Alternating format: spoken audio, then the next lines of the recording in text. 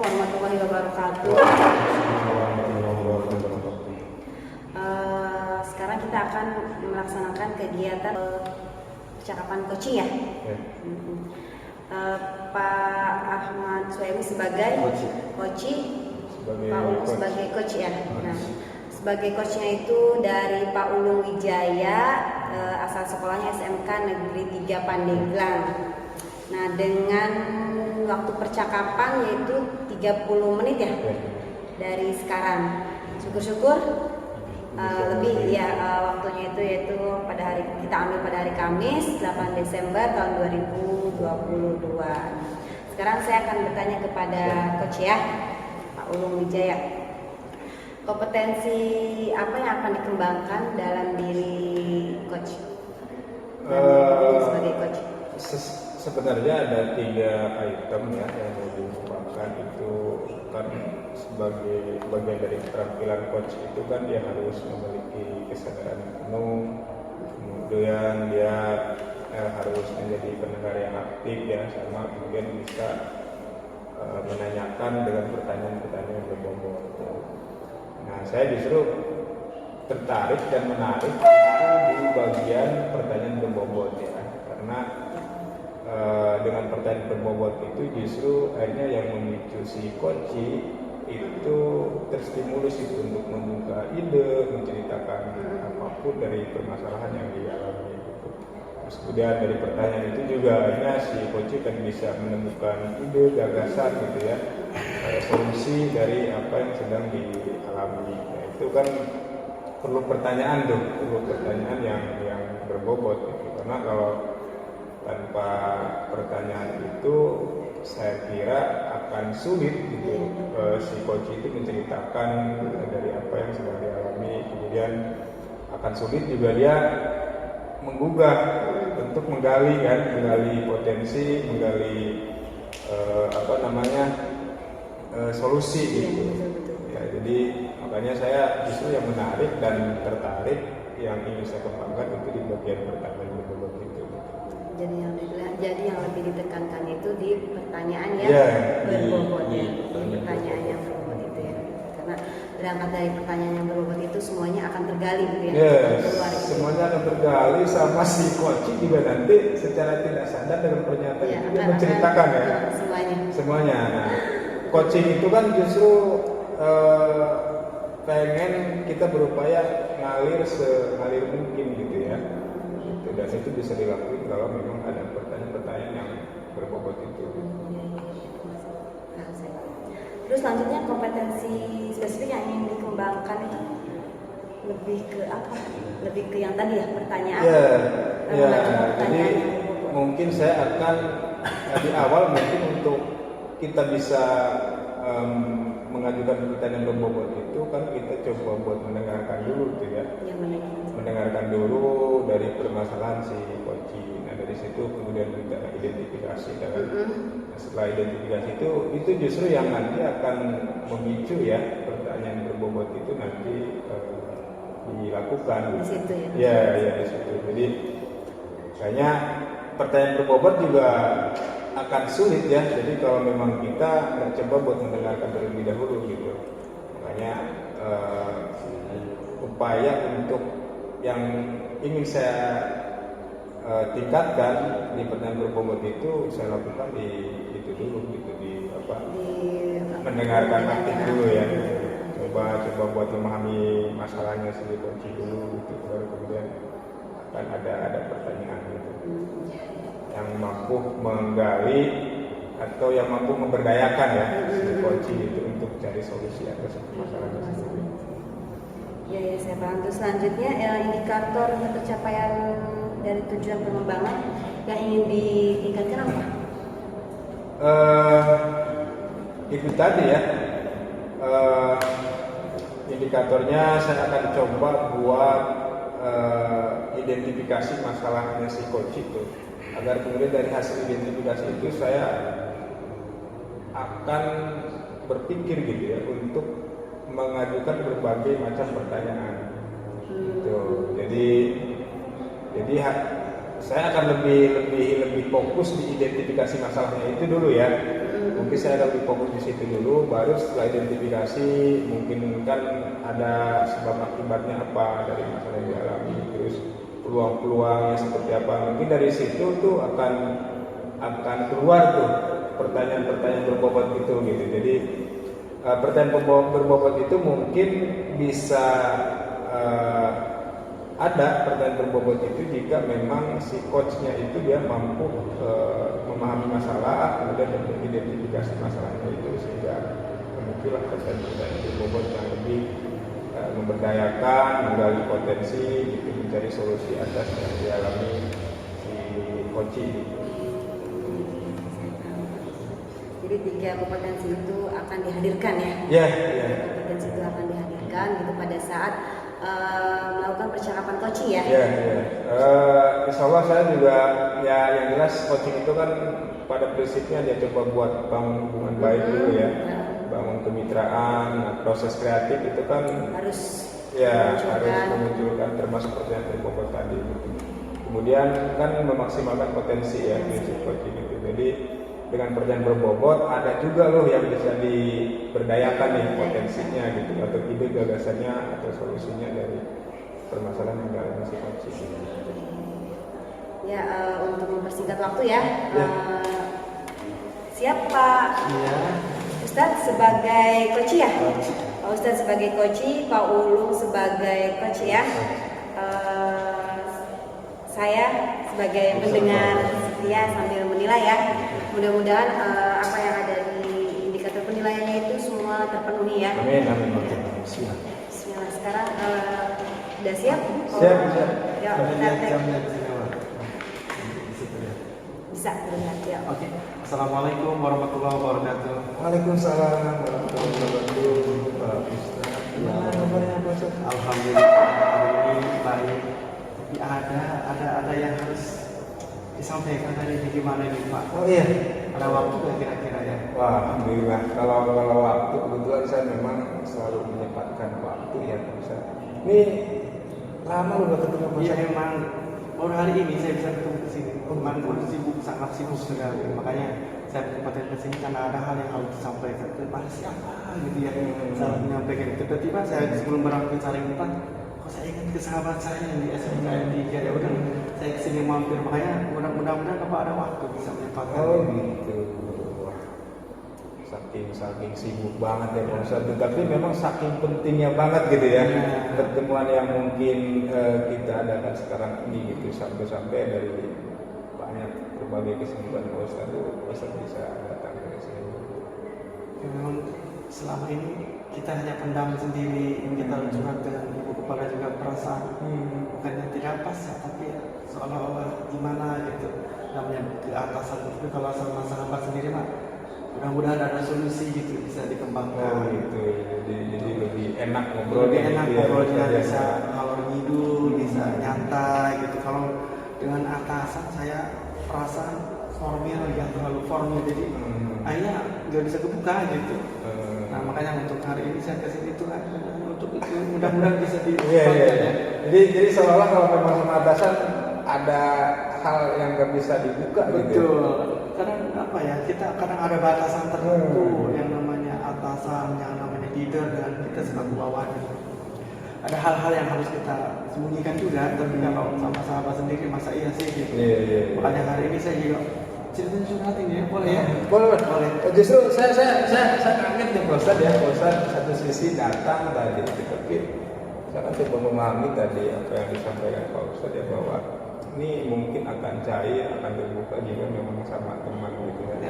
Nah tadi dari berbagai yang dibuat Pak Ustaz mencoba buat datang tuh. Iya betul. Nah kira-kira apa nih Pak Ustaz nih yang ingin dicapai gitu, Ada atau sih, tujuan apa gitu ya? Ada yang jadi ganjalan.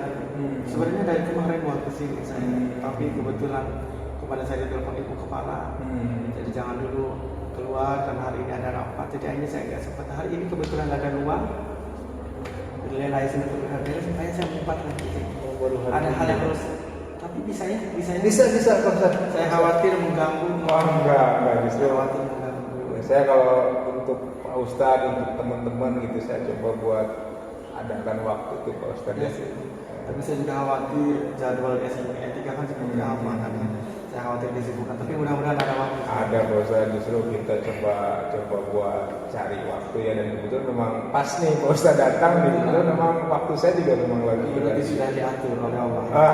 Kayaknya kita memang takdir memang dipertemukan gitu hari ini. Pantesan kemarin saya nggak kesini, mungkin Tuhan lagi sibuk. Gitu. Pas hari ini. Iya.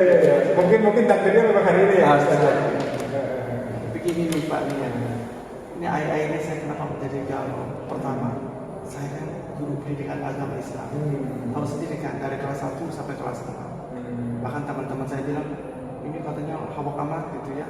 Mengajarnya sampai 6 kelas sekali. Itu harus bagaimana lagi? Gitu. Yang jadi kendala saya itu di kelas 1 Pak. Di kelas 1 itu kan, saya kan modul ajarnya kan harus ketercapaian 100% tuh. Tapi di lapangan saya sulit untuk mencapai 100% itu karena anak-anak gak bisa baca. Sedangkan di buku paketnya semua harus bacalah, tulislah, rangkumlah, praktekanlah. Sedangkan anak-anak gak bisa. Gimana itu saya bingung sampai sekarang. Belum ada solusi bingung.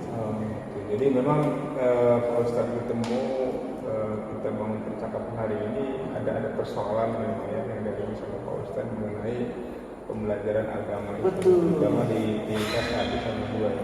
Iya. Oke, baik. Ini kita sebelum ke ini Pak Ustadz ya, sebelum ke tingkat 1, tingkat 2 itu pembelajaran. Nah tadi ada perkataan Pak Ustadz yang justru mengatakan ngajar dari kelas 1 sampai kelas 6 gitu ya. Wah ini hawak amat gitu. Ini itu seperti apa Pak Ustadz? Ya itu tadi hari itu kan ada 7 ya. Satu hari libur, hari Minggu. Hari Minggu saja saya tidak mengajar gitu. Dan Senin sampai Sabtu itu full gitu. Full ngajar ya? Betul full. Makanya ya kalau dibilang lelah ya enggak sih. Cuman kadang-kadang seperti itu tantangan kita, terutama mengajar di kelas bawah ya. Kalau kelas 4, 5, 6 mungkin sekali kita mengajar, sampaikan materi, mengajar, tujuan pembelajaran mereka paham. Untuk di kelas bawah kita ulang-ulang sekalipun tujuan pembelajaran mereka nggak paham. Baik Pak Ustadz, tadi yang Pak Ustadz sampaikan soal pembelajaran agama itu ya. Tapi saya melihat justru satu sisi Pak Ustadz itu ada kesibukan yang luar biasa gitu ya. Dari Senin sampai Sabtu, bahkan libur itu cuma hari Minggu. Nah kemudian ada satu sisi yang pembelajaran agama agak keberatan di kelas 1 sama kelas 2 ya. Kelas bawah. Nah kira-kira dari kedua persoalan tadi itu ya, menurut Pak Ustadz melihat persoalan itu yang mana dulu gitu yang mau dibicarakan pada hari ini? Kelas 1 lah, saya pengen ada solusi bagaimana supaya ketercapaian pembelajaran saya sampai 100%. Jangan sampai 100%, 90 lah setidaknya. Jadi saya bisa menyampaikan modul ajar pada RPP ya, pada RPP kepada siswa itu tersampaikan. Selama ini tidak gitu, karena saya menuliskan rukun iman 6, rukun Islam 5, mereka nggak tahu apa itu R apa itu. Jadi harus A nulis, 8 baris, B nulis, 8 baris. Akhirnya selama 1 bulan 4 kali pertemuan itu ya sudah terlewat akhirnya. Jadi apa yang disampaikan oleh pemerintah, batas-batas kurikulum yang harus disampaikan kepada siswa nggak terlaksana, nggak nyampe. Jadi akhirnya saya merasa belum melaksanakan tugas dengan baik gitu. Makanya kenapa saya kesini itu harus apa ya? Seperti itu. Oke, baik. Nah jadi persoalan simultan tadi dari Senin sampai Sabtu tadi ya di hari Minggu justru itu bukan nggak terlalu berat ya, tidak terlalu biasa itu makanya artinya Pak Ustadz masih terkendali dengan tugas-tugas itu. Alhamdulillah masih bisa menyempatkan waktu. Cuman mungkin yang berat tadi di persoalan 1 dan iya di mengajar di kelas 1 dan kelas 2 serta kelas 3 di kelas bawah yang belum paham dengan baca tulis dan itu. Oh gitu. Itu susah. Dan memang di indikator ketercapaian itu seperti apa Pak Ustadz sehingga dikatakan bahwa pembelajaran yang Pak Ustadz laksanakan itu bisa berhasil. Saya ingin gini, anak udah bisa baca, anak udah bisa menulis. Karena di dalam tanda kutip di sini dari 32 siswa yang saya ajar di kelas 1 itu hampir 50% nggak bisa baca, dan dalam tanda kutip mereka nggak bisa nulis juga, bahkan megang pensil pun mereka nggak bisa gitu. Jadi betul-betul dari nol gitu. Mereka yang belum pernah belajar di TK, belum pernah belajar di PAUD, betul-betul totok nggak bisa apa-apa. Dan itu membuat cara belajar kami tersendat. Modul ajaran yang disampaikan itu tidak akan tercapai kalau itu terus-terusan berulang. Dan itu selama ini belum ada pemecahan.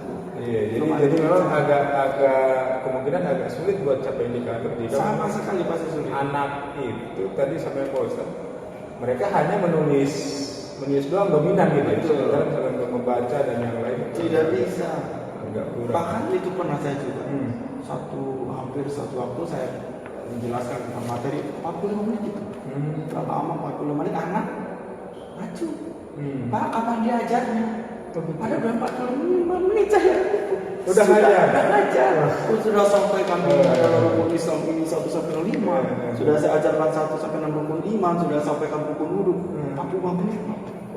Maju, Pak, kapan diajarnya? Jadi seolah yang tadi dapat itu bukan pembelajaran aja, bukan belajar.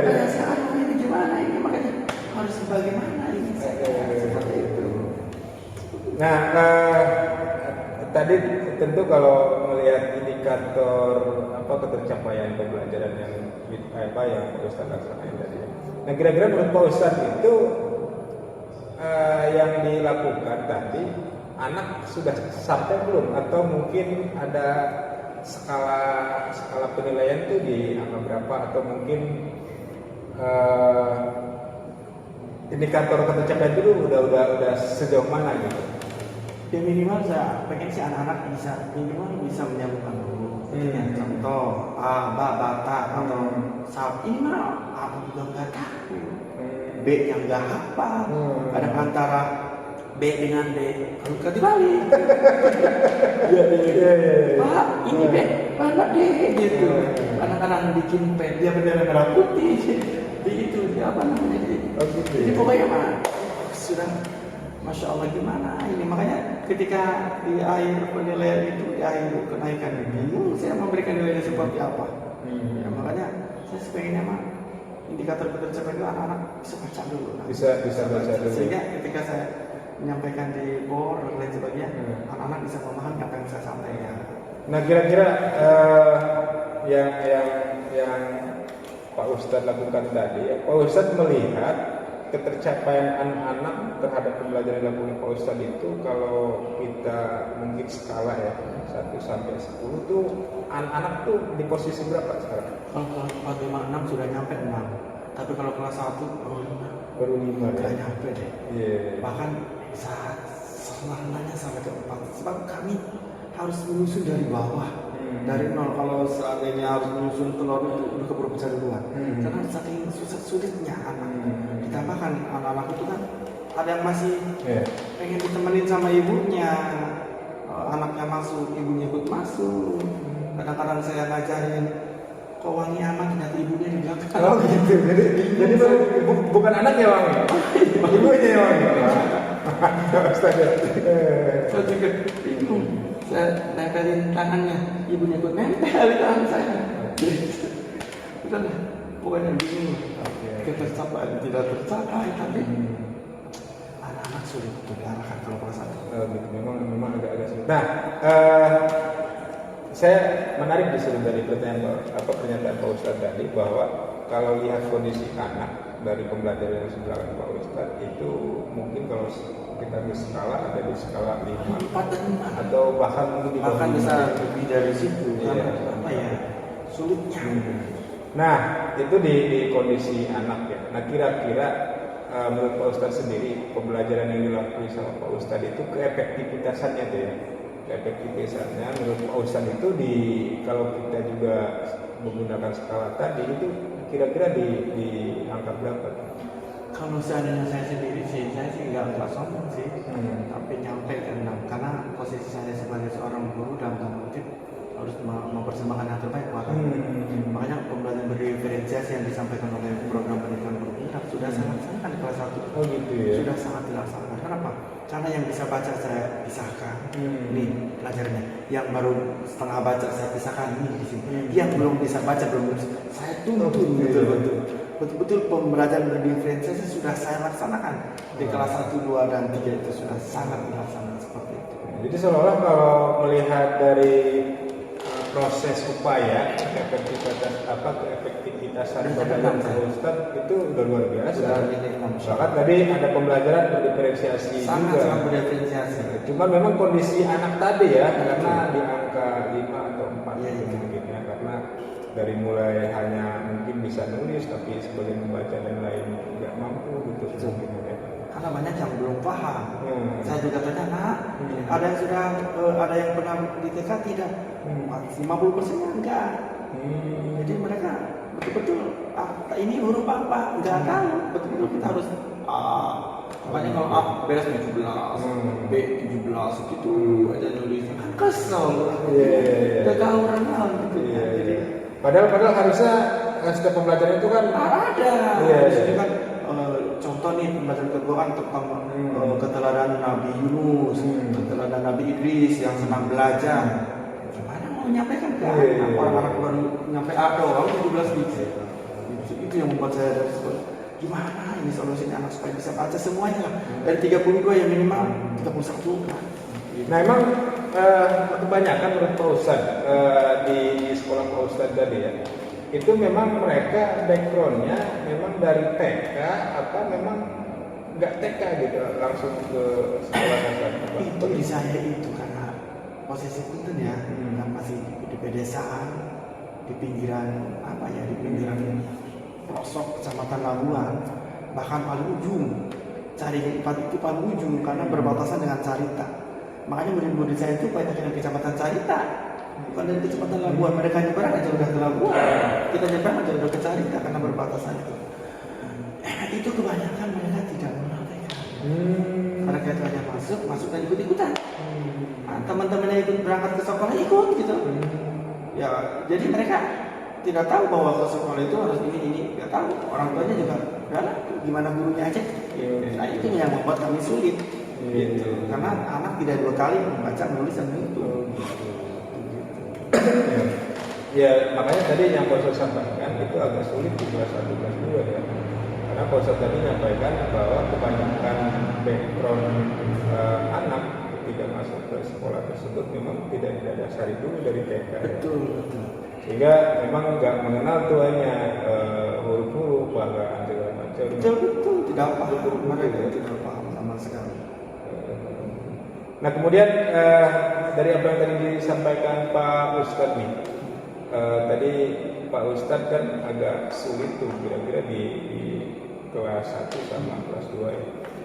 Nah menurut Pak Ustadz nih, kira-kira apa yang mau dilakukan sama Pak Ustadz gitu ya, ketika berbicara kondisi Pak Ustadz tadi di angka 6 gitu ya. Nah harapan Pak Ustadz itu ada di kondisi berapa? PG 9. PG 9 ya? 9 bahkan bisa sempurna sampai 10. Sampai 10 ya? Sampai 10 kan harapan saya sesuai dengan mindset pikiran saya bahwa harus berhasil. Setiap langkah saya harus berhasil. Saya tidak mau posisi saya itu bukan adalah karena ambisi bukan, tapi anak-anak saya pengen maju ke depan, anak-anak saya pengen yang terbaik. Oh itu ya, itu tujuan yang mulia sekali ya. Seperti itu. Jadi ketika anak tidak bisa itu menjadi ganjaran dari diri saya. Ketika anak tidak paham itu betul-betul menjadi saya berhasil tidak jadi guru. Ketika anak-anak tidak bisa menjawab pertanyaan saya belum berhasil menerapkan materi. Makanya strateginya saya rubah kembali. Oh gitu. Oke, tadi kondisi Pak Ustadz ya. Justru tadi Pak Ustadz harapannya ingin ke 10. Gitu. Kemudian ada kondisi juga di anak tadi, bahwa ada kondisi anak kalau berdasarkan kita sebut skala tadi ada di bawah angka 4 bahkan gitu. Nah, ketika Pak Ustadz merubah dari kondisi Pak Ustadz ke 6 bahkan 9 atau ke 10, tentu kan ada harapan ke anak juga ya, dari 4 atau ke angka berapa. Nah kira-kira Pak Ustadz tuh pengen anak ke depan ketika Pak Ustadz berubah skala ke 10, anak juga di angka berapa tuh kira-kira yang dipengen sama Pak Ustadz? Ya 7 lah. Minimal 7 7 ya. tapi syukur-syukur sampai 8. Sampai 8. Tapi tetap harus ada aksi dari kita sendiri, tapi saya ingin main gitu ya, supaya bisa melakukan yang terbaik. Oke, tadi kondisi Pak Ustadz ya, dari angka 9 tadi, dari angka 6 ke angka 9 atau ke 10. Nah, kira-kira apa tuh upaya yang mau Pak Ustadz lakukan sehingga kalau berdasar skala tadi Pak Ustadz berpindah dari 6, 9 atau bahkan ke 10. Nah, kira-kira apa yang diupayakan sama Pak Ustadz untuk mengupayakan ke arah Kalau menurut jalan pikiran saya yang barusan ditanya sama Bapak, saya ingin ada bimbel ya. ada bimbel gitu, jadi biar kita kita nggak perlu ngajar A, B, C, D lagi ya. Jadi pengennya sih ada bimbel di luar materi itu gitu. Jadi ada di luar jam pembelajaran, adakan bimbel dengan belajar. Oke, saya juga siap kok, atau sama wali kelas atau sama peserta masyarakat dari pihak komite yang mewakili gitu, biar anak-anak yang betul-betul nggak bisa baca sama sekali, nggak bisa nulis, kita tidak kerepotan lagi ketika kita menyampaikan rukun iman. Kalau ngumpul-ngumpul yang satu orang itu aja, itu nanti keburu habis waktunya. Jam terus berputar, kecuali jamnya kita stop dulu kan bisa saja. Nah, saya bimbel kayaknya. Jadi apa yang diharapin sama Pak Ustadz ketika bimbel itu sudah Pertama, peran serta dari orang tua. Memang saya mau ngapain sih ke orang tuanya, terutama orang tua yang dalam tanda kutip anaknya yang tidak bisa baca. Itu harapan saya, orang tuanya setuju gitu. Kemudian komite juga mendukung, kepala sekolah juga mensupport, apalagi guru dan wali kelasnya juga. Sebenarnya sih dalam tanda kutip saya sih oke, karena saya langsung sekali ketemunya. Yang harus lebih prihatin itu kan wali kelas, tapi sebagai seorang guru dan sebagai warga sekolah yang di sana, yang salah satu untuk tanggung jawab saya sebagai seorang pendidik, nggak menyenangi karena ketika anak tidak bisa baca. Jadi intinya saya jadi ingin peran serta masyarakat, sekolah, wali kelas, dan saya terutama, dan orang tua murid bersama-sama di dalam satu wadah untuk membuat satu komunitas praktisi untuk bimbel itu. Nah, menurut Pak Ustadz, ketika memang bimbel diadakan, itu signifikan nggak atau bahkan bisa merubah kondisi anak di bawah 4 atau bahkan sampai ke harapan tadi sama Pak Ustadz ke angka? Itu yang paling bagus deh. Gitu ya. Menurut saya, karena tidak ada jalan lain. Kalau mereka dikursuskan bahasa Inggris sebelum saatnya, dikursuskan renang gak ada hubungannya. Tapi kalau bimbel baca tulisan itu, saya mah lebih baik dan lebih bagus dan lebih signifikan. Jadi ketika kita masuk ke kelas, anak-anak lolos setidaknya sudah tahu A sampai Z. Setidaknya sudah tahu 1 sampai angka 10.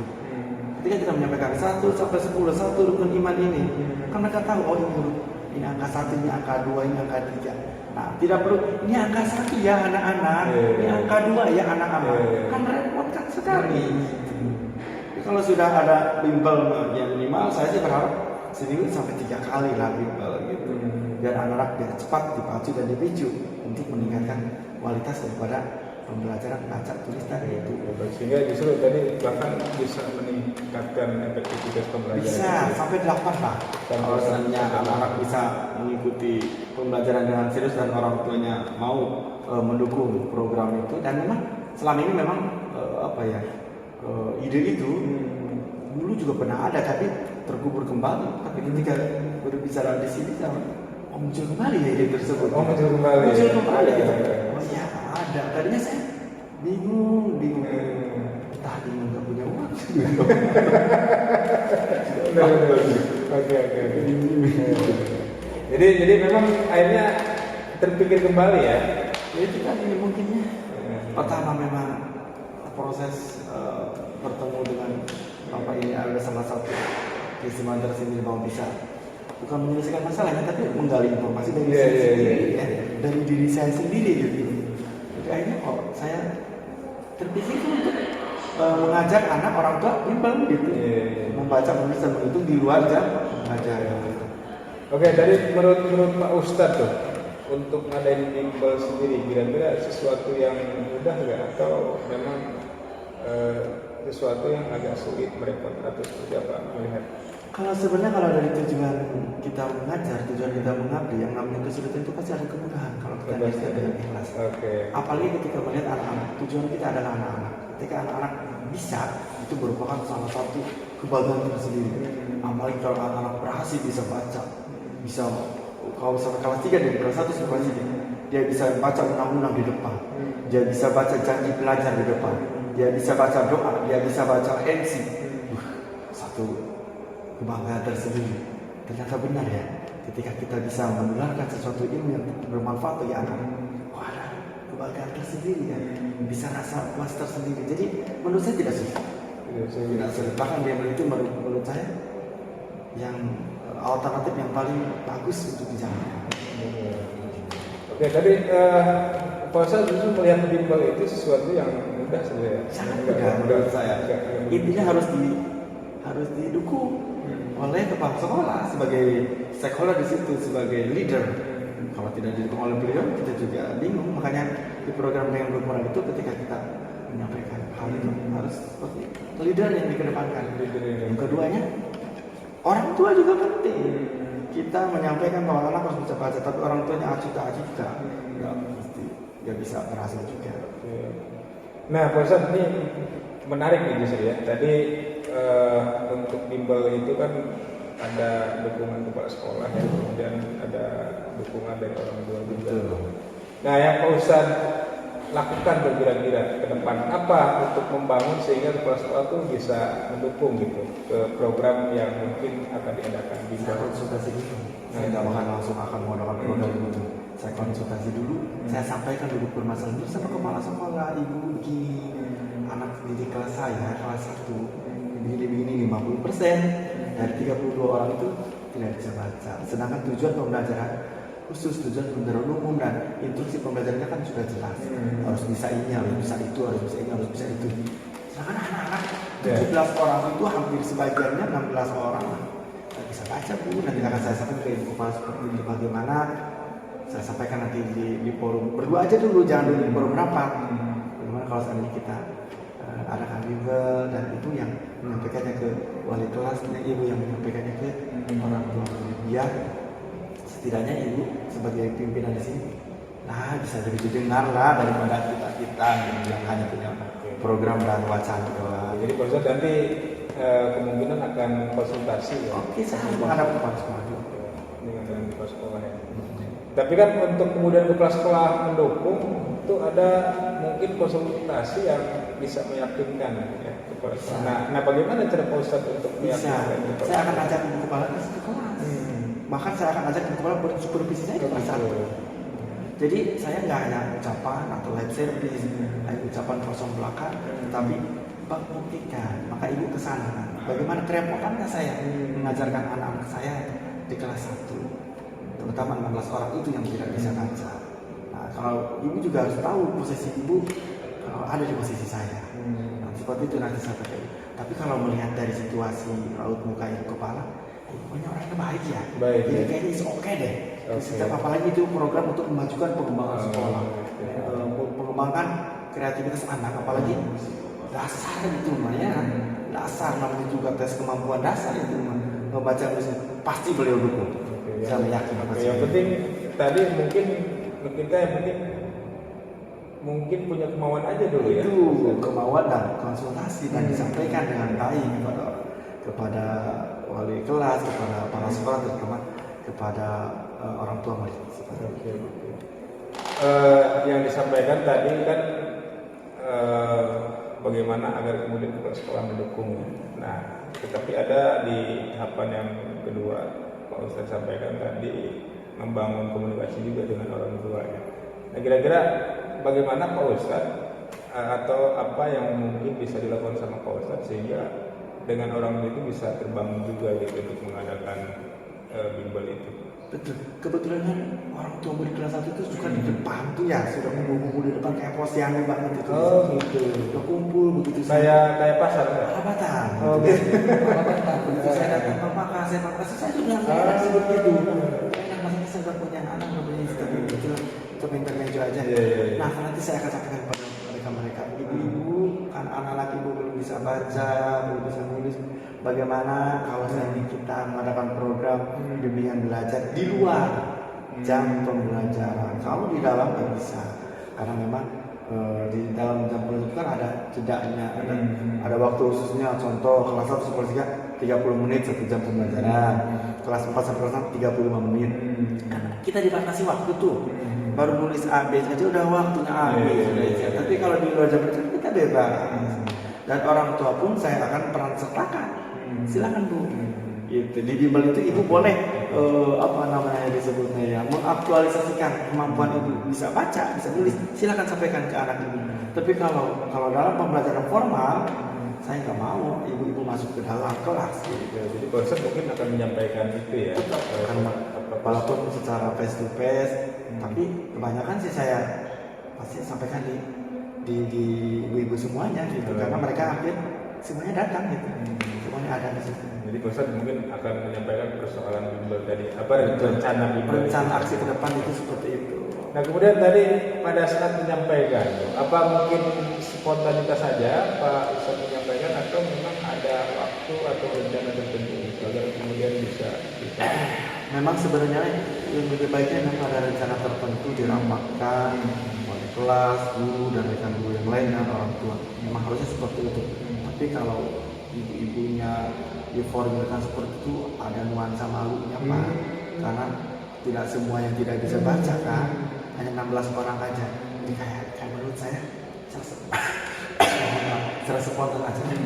Gitu. Jadi mengalir aja seperti air. Kita sampaikan, Bu, mau nggak anak ibu di bimbel gitu, karena anak ibu belum bisa mencapai pembelajaran seperti ini gitu.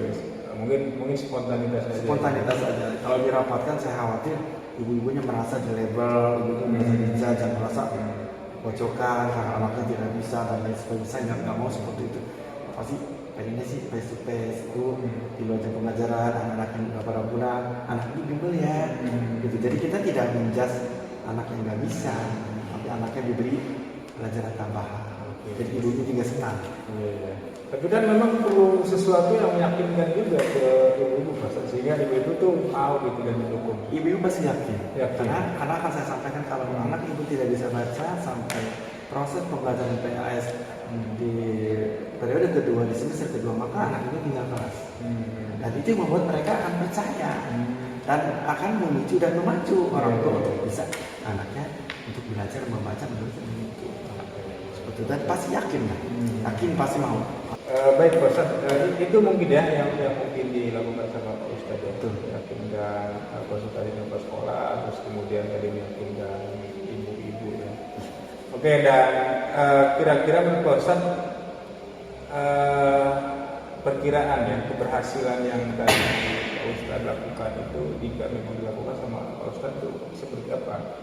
Atau mungkin kira-kira keberhasilannya bisa dicapai apa kali? Saya yakin 99% bisa ya, karena ketika kami sudah bersatu dalam satu buah komunitas untuk memajukan pendidikan, apalagi anaknya pribadi dan orang tua yang berperan serta, saya yakin berhasil. Gitu. Saya yakin berhasil. Sehingga akan mungkin sekali bimbel itu bisa diadakan. Bisa. Dan memang rencana saya 2 minggu ke depan akan saya laksanakan. Kebetulan pas sudah beres, saya langsung laksanakan. Karena anak-anak kan kelas 1 kelas 2 itu tidak bisa di kelas meeting. 456 bisa. 456 bisa. Kalau 1 lagi nggak bisa. Apakah lebih baiknya saya masukkan aja bimbel. Biar selama 2 minggu itu anak-anak bisa ada nilai plusnya. Tidak hanya tidak hanya berangkat ke sekolah, tapi ada nilai plusnya. Oke, baik Pak Ustadz, tadi Pak Ustadz menyampaikan banyak sekali ya, tentu dari mulai tadi apa yang diharapkan di awal dari percakapan ini, dan persoalannya tadi bukan persoalan beban Pak Ustadz mengajar di Senin sampai Sabtu ya, tetapi lebih ke efektivitas mengajar di kelas 1 sampai kelas 2. Dan tadi Pak Ustadz justru menyampaikan harapan Pak Ustadz, kemudian upaya yang dilakukan Pak Ustadz juga tadi sangat menarik ya, termasuk ada memungkinkan diadakan bimbel untuk membantu efektivitas pembelajaran itu. Dan mudah-mudahan memang ke depan harapan Pak Ustadz di kondisi anak-anak itu dari 6 itu mungkin di angka 8. Semoga itu harapan saya. Oke, gitu. Nah, kira-kira komitmen atau tanggung jawab apa nih yang Pak Ustadz, karena Pak Ustadz kan sebagai guru tadi sampaikan ya. Nah kira-kira komitmennya atau tanggung jawabnya seperti apa tuh sehingga itu bisa benar-benar komitmen yang pertama itu pasti dari dalam diri saya, dari intrinsik saya. Pokoknya hal itu aksi nyata ke depan, rencana aksi ke depan saya harus laksanakan. Oh gitu ya. Saya harus laksanakan. Dan memang itu komitmen saya dengan Allah dan dengan pemerintah juga. Karena pemerintah mau menugaskan saya di sekolah itu untuk mencerdaskan kehidupan bangsa. Gitu sampai kapanpun anak saya harus cerdas. Mulai kapan tuh kira-kira tuh? Rencana minggu ini langsung. Oh minggu ini langsung ya? Kan udah beres pasti. Udah besok. Jadi langsung tuh ya? Pengen lah, karena masalahnya saya memimpikan anak-anak itu sesuai dengan visi saya ke depan. Betul-betul cerdas secara akademik dan cerdas secara budaya positif. Jadi saya jadi apa ya? Jadi terapresiasi. Saya malah yang terima kasih sudah tergali. Jadi saya mendapatkan inspirasi justru dari Pak Ustadz ya. Pak Ustadz ini kebetulan memang waktunya kita nggak. Iya benar, kebetulan saya juga harus ke sekolah. Kepala udah nunggu. Oh gitu, udah ya karena saya juga udah kemana ini mampir dulu saya paham betul lah kan Pak Ustadz sibuk banget. Nah kira-kira Pak Ustadz apa nih yang perasaan Pak Ustadz gitu atau kondisi Pak Ustadz ketika kita melaksanakan percakapan? Apa ya perasaan saya kok jadi mencair sekarang? Tadi yang sumpah, galau. Tadi saya mau ke Pantai Galau. Oh gitu ya, Galau ya. Kesini kita mencair. Oh gitu. Kayak apa ya? Beban yang selama ini yang saya tidak tahu cara solusinya bisa keluar dengan sendiri. Banyak dengan pertemuan ini juga terima kasih ke Bapak bisa bukan memberikan ya kan menggali potensi saya. Dan insya Allah aksi nyatanya besok saya akan langsung saya terapkan. Dan Pak Ustadz tadi bahwa akan komitmen juga. Karena memang komitmen di awal sudah harus seperti itu. Oke Pak Ustadz, pokoknya saya dukung terus nih Pak Ustadz ya. Terima kasih, tapi jangan bosan-bosan Pak kesini lagi. Pak Ustadz. 2 minggu lagi saya juga pengen ngomong lagi keberhasilannya. Ya, nanti kalau saya udah berhasil saya juga akan kesini. Siap. Nanti saya akan melihat lebih jauh juga apa komitmen dari atau rencana aksi yang. Kalau bisa nanti saya undang Bapak untuk lihat bimbelnya seperti. Oh siap Pak, dengan senang hati. Terus pokoknya saya dukung Pak Ustadz ya. Saya justru tadi apresiasi banget lah apa yang disampaikan Pak Ustadz. Saya juga terima kasih, potensi saya juga sudah tergali, kemudian inspirasi juga sudah terbuka, solusi juga sudah saya dapat sendiri gitu. Terima kasih. Ternyata bagus ya kalau bertemu dengan sahabat yang bisa bercerita, walaupun nggak dulu tapi ada manfaat. Ada manfaat. Iya. Kalau gitu kan kita udah biasa bestie ya, bukannya partner bestie ya. Oke, saya izin pulang dulu. Siap. Maaf, saya juga mau langsung ke sekolah. Kalau udah telepon saya. Terima kasih. Assalamualaikum warahmatullahi wabarakatuh. Alhamdulillah sudah melaksanakan coaching. Lumayan waktunya sudah lebih dari apa sih yang ditargetkan ya, lebih dari 30 menit. Sekarang saya mau bertanya kepada Pak Ul sebagai coach ya. Sebagai coach. Indikator yang sudah dicapai ya pada saat coaching itu kan ada sebuah keinginan ya. Apakah sudah apa? Saya melihat sih sesuai dengan yang di awal ya, saya mampu mendengarkan aktif kepada coach ya, dan mampu juga tadi menggali potensi ide gagasan dan rencana aksi dari pertanyaan berbobot yang saya buat. Dan itu tadi pertanyaan berbobot itu muncul karena memang saya tadi mencoba untuk hadir penuh gitu ya kepada coach, kemudian saya mencoba untuk sepenuhnya fokus kepada coach untuk mendengarkan dari apa yang disampaikan. Selanjutnya yang berdasarkan tadi Pak Ulung menjelaskan ya, hasil dari percakapan tadi ya, hasil dari coaching tadi, fokus pada tadi kan yang sebelum ini kan Pak Ulung menjelaskan menyebutkan mendengarkan aktif dan pertanyaan berbobot. Nah, menurut Pak Ulung sendiri, apakah sudah terlihat atau sudah disampaikan gitu? Saya melihat sih sudah ada ya dalam proses sudah ada. Saya juga merasakan itu. Ya, saya juga melihat tadi Koci aja mengalir aja tuh menceritakan, terus kemudian banyak ide atau gagasan rencana-rencana yang keluar gitu ya tergali dari Koci. Saya juga nyantai gitu ya, karena coachnya juga bagus gitu. Itu tadi sudah ketika saya mendengarkan ya secara langsung gitu, apa sih percakapan coaching itu ya, apa yang sudah dipaparkan oleh Pak Ulung sebagai coach itu sudah terlihat, sudah muncul gitu ya. Nah sekarang yang saya tanyakan gitu, dari beberapa yang sudah Pak Ulung gali atau Pak Ulung kembangkan gitu, hal apa sih yang perlu gitu dikembangkan lebih dan lebih baik?